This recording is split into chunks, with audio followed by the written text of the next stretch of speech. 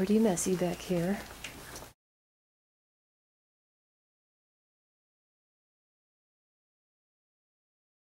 This is Ellis Library, University of Missouri-Columbia. Late last night, around 3 a.m. in the morning actually, there's a report of vandalism.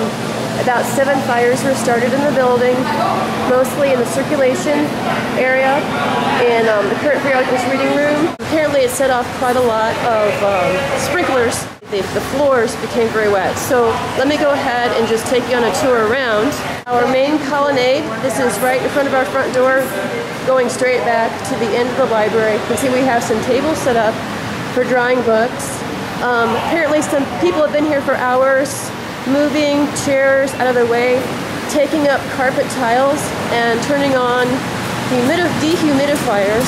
Here we are, as you can see, the government documents collection. I'm told that all of the carpet has been taken up in our first row of stacks here. We have our long stacks next row over. As you can see, it goes pretty far down. I've been told that the wet carpet only sopped up through a portion of the stacks, and it kind of goes down 1, 2, 3, 4, 5, 6, about 7 sections. You can kind of see the where the carpet wetness stops there. I found a section of the GovDoc stacks where the floor tiles had not yet been taken up, and I went up and I touched it, and I can confirm that this is very, very squishy, very wet. It's sopping wet. So we have been told that although the government documents on the bottom shelves are not really wet, and I'm feeling the bottom edge, it's not wet. The carpet was, and they're really concerned about mold. So we have been told to take up the bottom shelves, take out all the books from the bottom shelves in the whole GovDocs area where the wetness was. We managed to get all of the GovDocs off of the bottom rows, and the workers came in and they took up the carpet and they lifted up that bottom shelf to help with the aeration and the drying of the area. We still have lots of dehumidifiers, and I assume that they're going to run probably all night. As you can see, big dumpsters full of wet carpet tile. Floor is actually still wet in some places, sopping wet. I don't know how many people are here today, probably a few hundred people. Maintenance crew, cleaning people, private companies.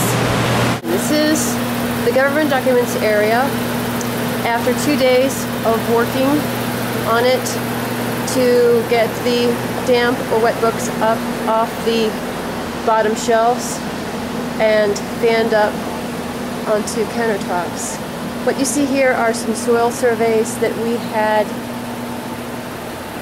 in Xerox boxes that were lining the floor near where the water came. Now over here, as you can see, we still have some standing water on the floor. They say that the amount of water that rushed through here was just so significant that it just made everything, all the carpet sopping wet, all had to be taken up. I don't think at this point that the damage was significant. We're mainly thinking about mold. We don't want mold to develop. I'm hoping that the humidity won't pose too much of a problem since they weren't able to get up every piece of that wet carpet today.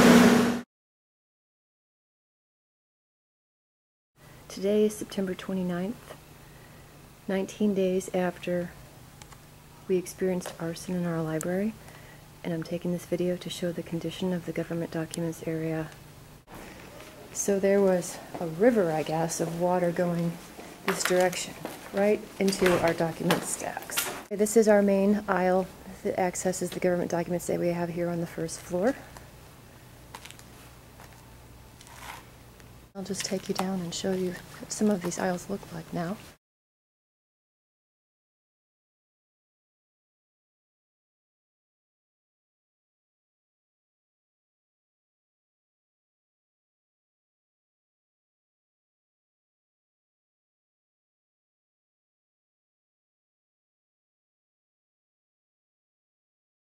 They have been working to pick up this tile which had been in our library for decades, I know.